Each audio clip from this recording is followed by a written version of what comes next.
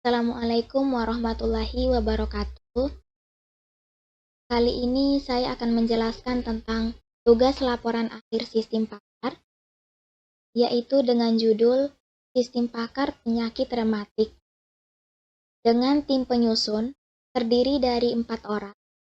Di antaranya Samuel Ken Nahason Yehuda dengan NIM 181051007, William Adam Suherman dengan NIM 181052037, Afif Al-Hafiz dengan NIM 181052045, dan Sakinatul Kubra dengan NIM 181052048.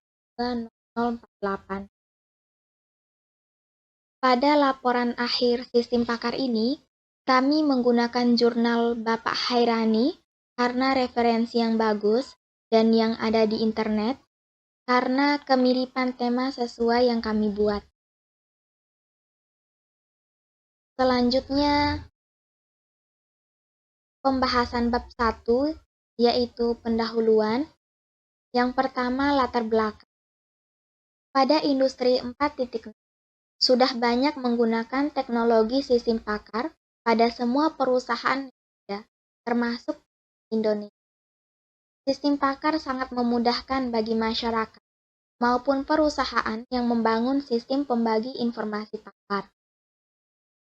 Maka dari itu, pada industri kesehatan seperti website rumah sakit, sangat sering menggunakan sistem pakar untuk pasiennya yang ingin didiagnosa dengan mudah. Selanjutnya adalah tujuan penelitian.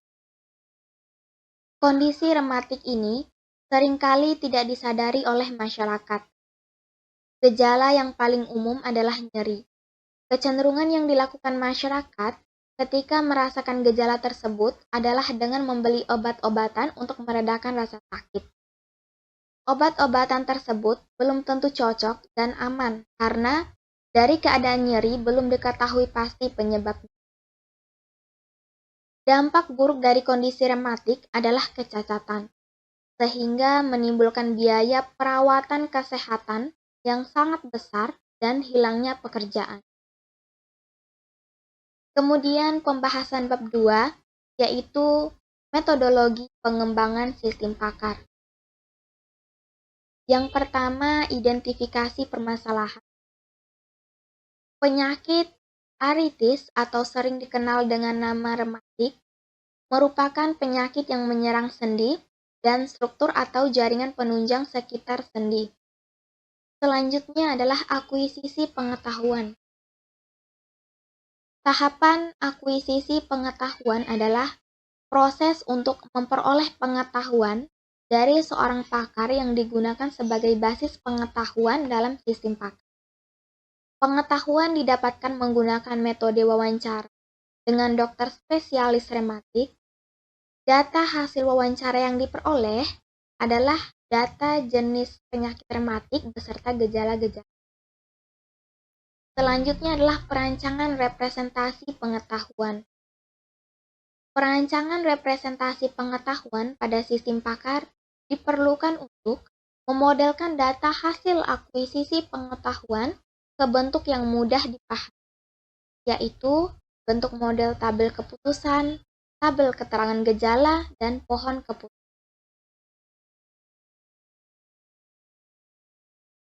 Perancangan tabel keputusan diantaranya nanti akan terdiri dari kode gejala dan nanti terdiri dari penyakit 001 atau P001, P002, dan P003.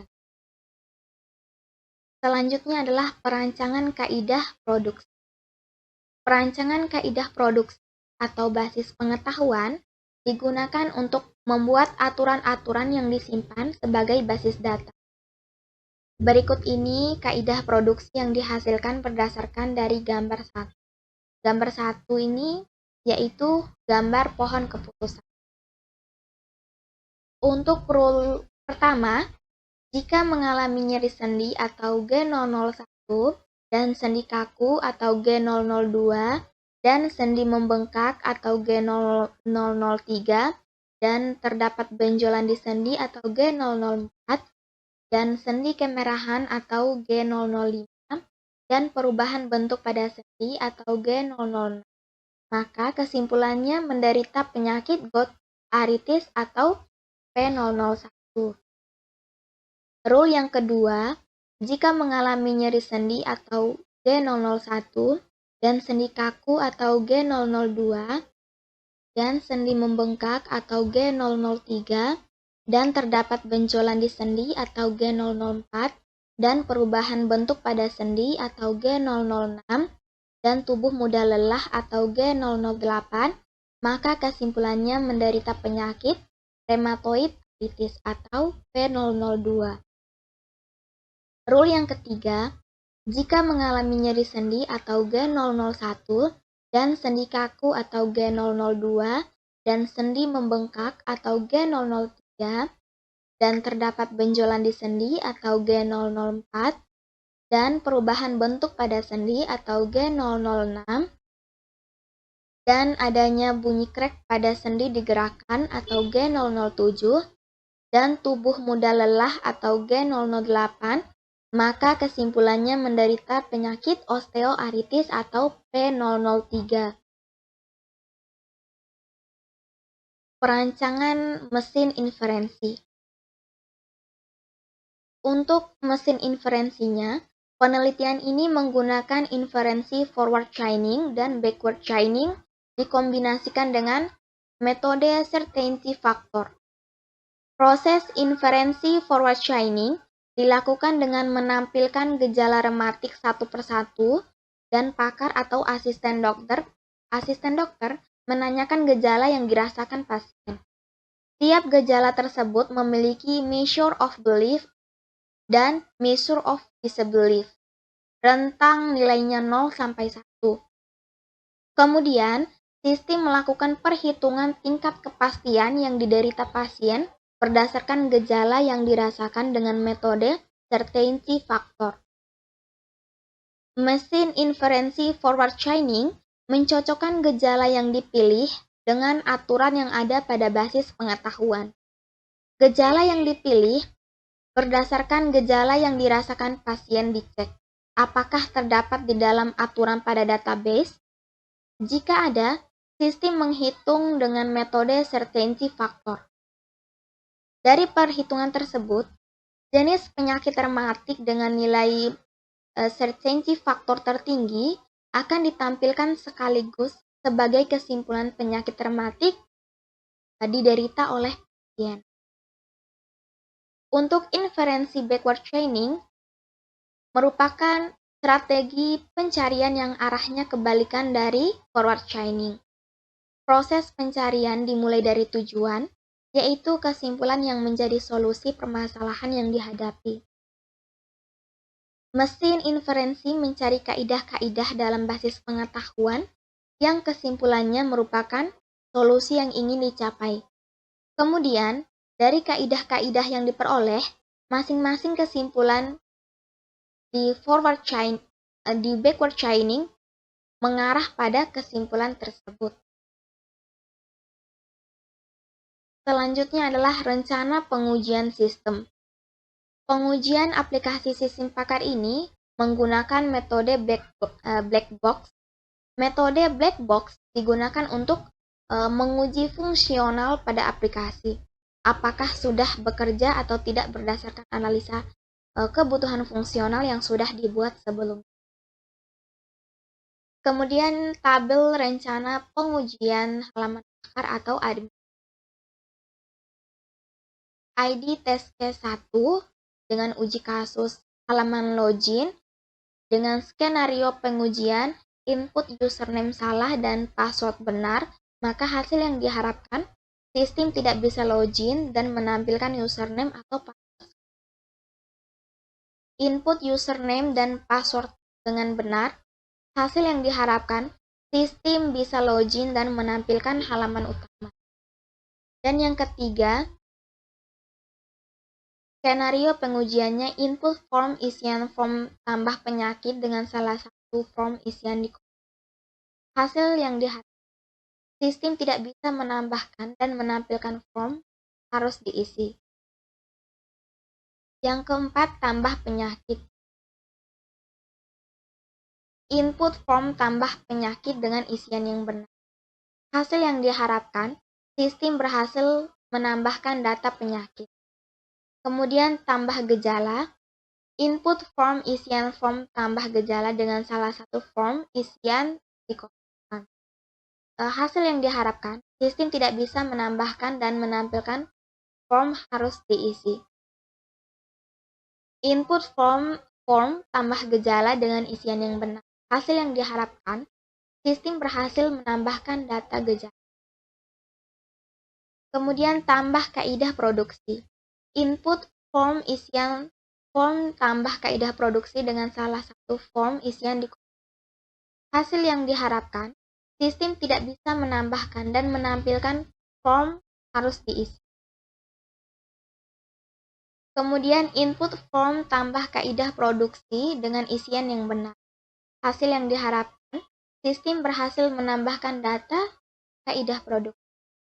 Kemudian untuk tambah pasien, input form isian form tambah pasien dengan salah satu form isian dikosongkan. Hasil yang diharapkan, sistem tidak bisa menambahkan dan menampilkan form, harus diisi. Input form tambah pasien dengan isian yang benar. Sistem berhasil menambahkan data pasien. Kemudian untuk halaman konsultasi, klik jawaban ya atau tidak. Hasil yang diharapkan sistem ini adalah sistem berhasil mendiagnosis jenis penyakit berdasarkan jawaban yang diinput. Bismillahirrahmanirrahim. Assalamualaikum warahmatullahi wabarakatuh. Terima kasih kepada Bapak yang telah memberikan kami proyek akhir, yaitu sistem pakar. Kami membuat tema yaitu sistem pakar untuk konsultasi penyakit, yaitu penyakitnya adalah sistem penyakit rematik. Nah, penyakit rematik ini kenapa kami menggunakan tema penyakit rematik? Kenapa tidak yang lain? Karena penyakit rematik ini sangat umum dan sering terjadi di kalangan yang remaja maupun yang tua. Maka dari itu kami menggunakan tema itu karena alasan tersebut. Dan alasan kedua adalah referensi yang lebih mudah dicari, yaitu bisa dapat dari Bapak dan dapat dari internet juga. Jadi di internet juga ada referensi Bapak, jadi kami menggunakannya. Jadi kami masukkan di daftar pustaka link tersebut. Selanjutnya, kami akan menjelaskan codingannya dulu. Untuk ini kami menggunakan implementasikannya ke website. Websitenya menggunakan PHP, HTML, CSS, Bootstrap, MySQL untuk database-nya. jQuery ini juga JavaScript dipakai ya. Kami akan jelaskan juga ini beberapa informasi data-data untuk CSS-nya, bisa di link sama Bootstrap-nya juga. Untuk framework-nya bisa dilihat ini itu bagian landing page untuk klien ya. Ini juga untuk landing page di tampilan tab-nya ada di atas, tampilan di atas untuk menggantikan menunya. Ini jelas landing page-nya untuk klien. Nah, sekarang lanjutkan ke informasi admin. Di admin ini ada juga untuk tampilan awal, ini tampilan awalnya, landing page-nya. Tapi di sini ada sebelum itu kan ada pasti ada untuk login data loginnya. Nah, data login itu nanti ini kami menggunakan logikanya untuk MySQL-nya, MySQL query. Di sini ada admin, di mana username adalah segini dan passwordnya segini. Nah, jelas-jelas nanti kan logikanya harus sesuai kolom username dan password harus pas sekali. Jadi kalau salah, misalnya salah, otomatis akan muncul username atau password tidak benar atau akun Anda sedang diblokir. Nah, yang koneksinya ke mana? Nah, jadi kami include dulu. Include dari config koneksi PHP. Nah, config-nya di sini bisa dilihat config terus koneksi. Nah, di sini kami membuat untuk koneksi dari MySQL-nya ke website-nya, website yang ini. Bisa dilihat ini nama database-nya dan nama server sama username sama password-nya. Tapi kami menggunakannya yang default, jadi kami masukkan yang localhost root sama password-nya kosong. Jadi kami membuat database yang ini. Ingat ya, kami menggunakan PHP 5. Kami tidak menggunakan PHP 7. Kenapa kami menggunakan PHP 5? Karena PHP 5 itu kami gunakan karena kebiasaan di PHP 5 timbang PHP 7. Jadi agak gimana ya, kebiasaan di PHP 5 untuk menyambungkan database. Apalagi MySQL-nya kan berbeda perintahnya. Lanjut ke database. Di database ini ada database-nya adalah progscripsi. Nah, sesuai koneksinya tadi juga progscripsi juga ini. Bisa dilihat nama proskripsi dengan proskripsi yang ini. Jadi otomatis akan nyambung ke database yang ini. Nah, yang pertama admin dulu bisa saya jelaskan. Admin itu untuk tabel untuk data akunnya yang dimasukkan. Jadi untuk nanti kalau misalkan login untuk admin, kami menggunakan tabel yang ini. Nah, lanjut. Ini kan ini ada admin, username sama password. Lanjut ke kamus. Ini kamus ini nanti bisa saya jelaskan lanjut saja. Karena soalnya websitenya gampang dipahami, jadi kami belakangan mengisinya. Yang ketiga, konsul diagnosa. Nah, ini konsul diagnosa ini pertanyaan gejala. Jadi di website ini pasti ada otomatis kan untuk mendeteksi penyakit itu kita pertanyakan dulu untuk kliennya. Ada beberapa pertanyaan apakah Anda mengalami nyeri dan sampai seterusnya. Untuk logika forward chainingnya juga. Itu memiliki ini relasinya untuk gejala sama solusi. Solusi ini nanti larinya ke penyakit. Nanti belakang. Lanjut lagi ke menganalisa. Ini informasi analisa. Ini history biasanya di analisa ini. Ada ID history, ID tamu. ID tamu ini dari akun klien yang dipakai untuk konsultasi sebelumnya. ID kode untuk bagian gejalanya dan tanggal. Selanjutnya untuk solusi ini ada penyakitnya kan, bisa dilihat ID solusi ini untuk informasi penyakitnya. Jelas ini penyakitnya ini, nanti otomatis penyebabnya ini, solusinya ini, dan perawatannya ini. Jelas nama informasi penyakitnya. Kenapa kami ambil yang begini? Soalnya ambil penyakit dari referensi Bapak. Maka dari itu kami gunakan referensi dari Bapak untuk sebagai penyakit rematik. Ada 3 kan, osteoartritis, artritis, sama gout artritis. Untuk tamu, nah di tamu ini adalah data klien, data login klien yang digunakan. Di sini bisa kita lihat ada 4 akun kami buat itu untuk informasi klien, nanti untuk konsultasi kliennya. Juga bisa nanti registrasi di websitenya. Dan lanjut ke website kliennya. Nah, website kliennya nanti tampilan seperti ini. Tampilan home, landing page-nya. Nah, karena ada titik diagnosa nih. Nah, di diagnosa ini jelas informasi ya, habis historinya nanti kan misalnya jelas misalnya penyakitnya segini, nanti kalau banyak yang penyakitnya begini di konsultasi akan naik ini juga diagramnya. Kita lihat dulu tab yang lain. Nah, konsultasi ini untuk informasi login dan registrasi. Nah, buku tematik nih ya saya bilang tadi, sebelumnya saya menjelaskan, tapi sekarang seharusnya saya jelasin karena untuk panduan ini informasi nanti admin bisa ngisi di form adminnya untuk ngisi panduan. Nah, kita login bisa dulu, misalnya loginnya salah, otomatis akan informasi keluar untuk informasi salahnya, sedang atau password kondisi yang salahnya karena sedang diblokir. Ulangi lagi. Nah, masuk registrasi kalau belum punya akun. Misalkan saya masukkan ini sudah saya masukkan nama saya, tapi saya masukkan yang lain saja.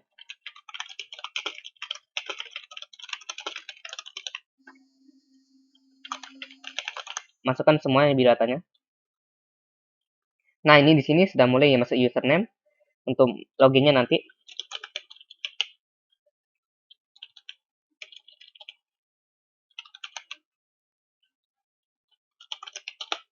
Nah, kalau sudah masuk, kalau sudah dibuat, karena masukkan pakai akun yang tadi.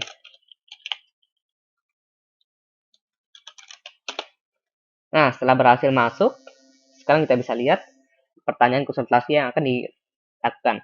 Jadi kita bisa lihat nih penyakitnya, apakah Anda mengalami nyeri sendi? Nah, sesuai yang informasi Bapak yang Bapak buat diagramnya untuk forward chainingnya, mohon keputusannya kan jelas di sini. Nah, G01, G02, G03 sampai G04 sampai G05 sesuai ini kan. Di sini pertanyaan pertama, sendi kedua, sendi bengkak ketiga, keempat dan kelima.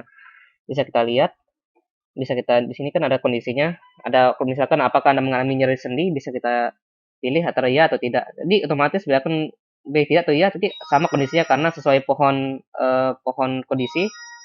Jadi kita mau bilang apa saja bisa. Sampai nanti di kondisi kelima nanti ngaruh banget. Karena kami membuat logikanya di pohon ini kan sesuai pohon ini, sesuai pohon rancangan keputusan ini kami gunakan 3, 4. Nah, di sini jelas-jelas sendi kemerahan ini. Nah, sini kemerahan ini, misalkan kalau kita bilang iya, otomatis dia ke P01. Kalau dia bilang tidak, masuk ke P06. Coba kita bilang dulu bilang ya, otomatis keluar informasi penyakitnya. Bisa dilihat informasi penyakitnya itu ya G01, PP01 sesuai yang di sini kode laporan P01. Di laporannya P01 itu adalah penyakit geoartritis sesuai di database juga tadi. Penyakitnya coba saya lihat dulu.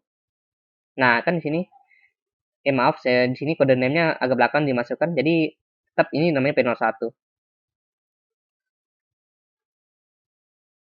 Nah, setelah ini kan ada informasi yakni penyebab, solusi, dan perawatan. Selanjutnya bisa di-print juga. Kalau misalnya mau cek lagi, konsultasi lagi, bisa kembali. Nah, ini akan ulang. Sesuai kondisi tadi, coba kita lakukan lagi.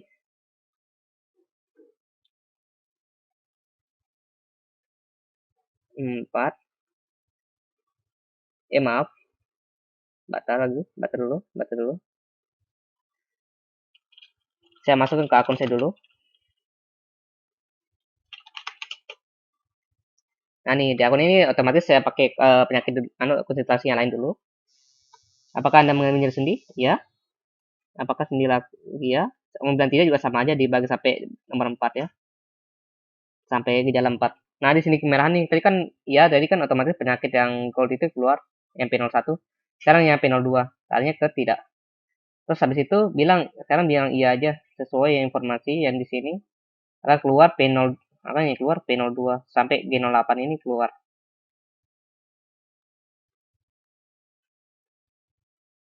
Ya, ya, ya. Nah, sesuai itu informasinya kan keluar osteoartritis. Nah, sekarang kondisi yang lain. Ini nih ya, penyakit yang kedua. Bisa dilihat sesuai gejalanya. Selanjutkan.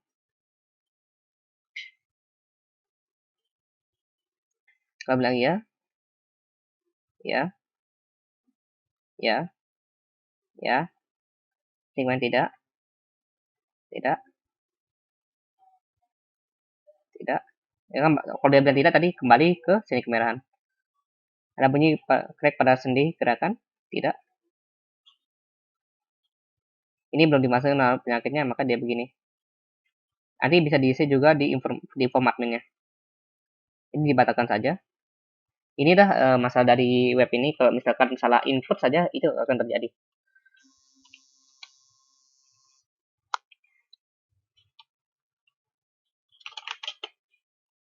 Ini karena passwordnya salah, bisa dilihat. Nah, pokoknya tadi sesuai pohon tadi bisa kita lihat strukturnya penyakitnya berbeda-beda.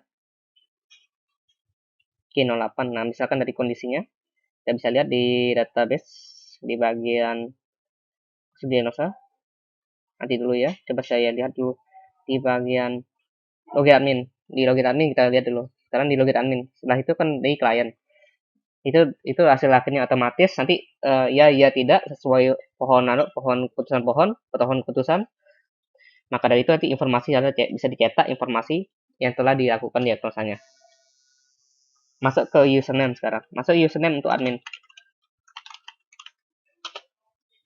Nah, setelah masuk begini dia. Kalau dia misalkan disalah akun passwordnya, misalkan saya salahkan password aja saja. Tadi kan udah lihat kondisinya, kasih lihat. Nah, itu akan terjadi login gagal. Itu juga gitu kan jadinya, login gagal. Pakai username dia tidak bisa. Makanya harus pakai data admin saja. Sesuai tabel adminnya tadi. Nah, setelah muncul ini adalah bagian landing page-nya. Lalu diagnosanya, informasi diagnosa pertanyaan-pertanyaannya itu. Nah, nanti kan sesuai web ini kerjanya itu pakai forward chaining. Nah, yang tadi itu lupa saya jelaskan untuk tampilan terakhir untuk pas menghasilkan hasil dari penyakitnya, solusinya itu akan muncul menggunakan backward chaining. Maaf saya jelaskan karena dikebalikannya kan jadi else if-nya itu otomatis balik ke kondisi sebelumnya. Maaf saya salah telat saya jelaskan. Sejak lanjutkan ke gejala sekarang. Gejala di admin. Nah, di sini ada form untuk mengisi nambah gejala. Bisa kita lihat. Ini kodenya, kode gejala. Nah, kalau bila benar, bila salah, otomatis dia keempat, 5, 5, 6, 6. Nah, sesuai dia ngikut ini tergantung nomor nomor apa namanya? Nomor gejalanya. Jadi misalkan di ketiga, otomatis dia ketiga sesuai edit kodenya. Keempat ya keempat. Makanya dari dia langsung ketemu penyakitnya 45 itu kalau bilang 7 otomatis ya kode 7 karena dia ini larinya ke penyakit solusinya ini 7 ini solusi dah. langsung munculkan solusi, bisa dilihat. Nah, di sini kan dia nih ada informasi solusinya. Bisa kita lihat relasinya di sini. 7 itu apa? Nah, di sini kan bisa dilihat adik-adik 7 sama 48. Nah, ini yang 48.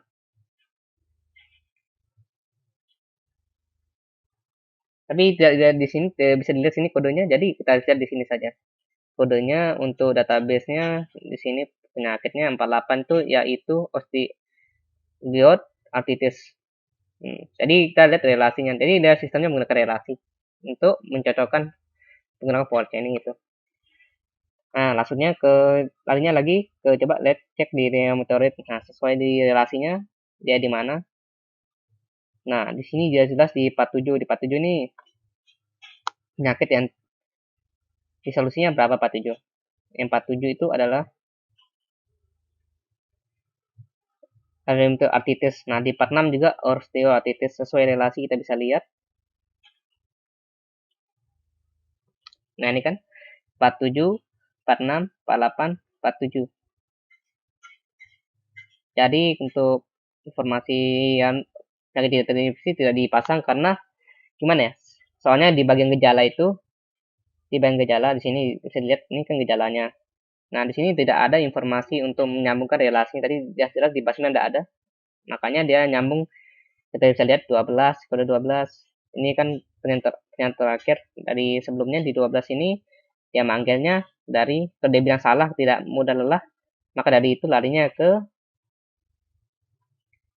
bisa dilihat nih 12 47. Nah, 47 itu adalah penyakit saya itu arthritis. Nah, jadi gitu cara nyambungnya sesuai ketama solusinya, sesuai kode solusinya. Jadi menggunakan forward chaining untuk membalikannya lagi untuk menggunakan backward chaining untuk masuknya juga backward chaining. Dengan pohon keputusan tadi. Nah, ini data kamus bisa diisi ini kan untuk panduan pengguna. Jadi bisa memudahkan pengguna untuk memahami data definisi yang tidak dimengerti yang ilmiah. Ini penting banget untuk klien yang sangat masih tidak pahami definisi yang sangat ilmiah. Nah, di story ini bisa kita lihat untuk informasi yang digunakan untuk konsultasi bisa dilihat untuk web untuk informasi konsultasi untuk kliennya bisa kita lihat untuk penyakitnya apa dan tanggal kunjungannya berapa. Tadi kan sudah saya lihat tabelnya juga tadi. Ini untuk lanjutnya ke admin. Bisa kita tambah admin, kita bisa enggak? Nah, bisa dilihat kan username sama password. Nah, bisa kita tambah. Misalkan gini. Set, di Adams nggak masuk dia. Masuk ke admin dia. Itu saja penjelasan saya untuk website sistem pakar ini. Bisa dilihat sistem pakar ini adalah untuk tema sistem untuk penyakit tematik, solusi penyakit tematik konsultasi oleh juga klien. Banyak metode digunakan. Saya bilang tadi kan ada forward chaining, ada backward chaining sama client faktor. Bisa dibilang kayak gitu. Maaf ya, saya lagi leher saya agak kering untuk sekarang. Maafkan saya dosen telah saya salah agak kurang jelas saya jelaskan. Tapi saya jelaskan sebaik mungkin karena saya hari ini agak sakit hari ini. Maaf. Sekian dan terima kasih kepada Bapak yang telah memberikan kami waktu untuk membuatkan proyek ini. Sekian dan terima kasih. Wassalamualaikum warahmatullahi wabarakatuh.